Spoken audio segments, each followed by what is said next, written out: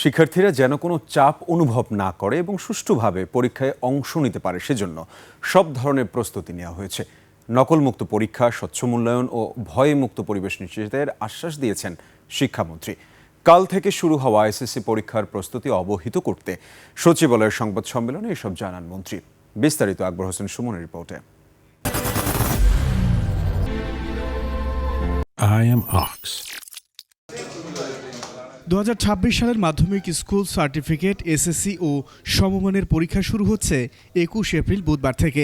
সারা দেশে মাদ্রাসা শিক্ষা board, technical board ও 9টি মাধ্যমিক শিক্ষা বোর্ড সহ মোট 11টি বোর্ডে একযোগে শুরু হওয়া পরীক্ষায় অংশ নেবে প্রায় 18,57,344 জন পরীক্ষার্থী। পরীক্ষার আয়োজন সম্পর্কে অবহিত করতে সচিবালয়ে শিক্ষা মন্ত্রণালয়ের সংবাদ সম্মেলন। প্রধানমন্ত্রীর শিক্ষা বিষয়ক উপদেষ্টা মাহাদি আমিন জানান, পরীক্ষার সুষ্ঠু পরিবেশ নিশ্চিতে সব ধরনের প্রস্তুতির নির্দেশনা দেওয়া হয়েছে। এই পরীক্ষাটাতে তারা যেন বিশেষ কোনো চাপ অনুভব না করে। প্রত্যেকটা পরিবারের কিন্তু এক একটা ছাত্র বা ছাত্রীর এসএসসি পরীক্ষা নিয়ে অনেক আবেগ আকাঙ্ক্ষা থাকে। অভিভাবক হিসেবে এটাও আমরা উপলব্ধি করি। আমরা সর্বোচ্চ ভালোবাসা দিয়ে তাদের শুভকামনা জানাই।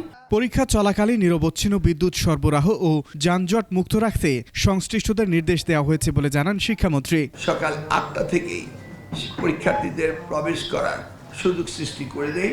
এই ব্যাপারে আমরা বোর্ডকে নির্দেশনা দিয়েছি যে বোর্ড যেন পরীক্ষা কেন্দ্রগুলো একটু আর্লি ওপেন করেন এবং নিশ্চিতভাবে ছাত্রছাত্রীরা পরীক্ষার্থীরা এই যানজট ভেদ করে তারা যেন সময় মতো আসতে পারেন, সেই সুযোগটি সৃষ্টি করার জন্য আমরা নির্দেশ দিয়ে দিচ্ছি।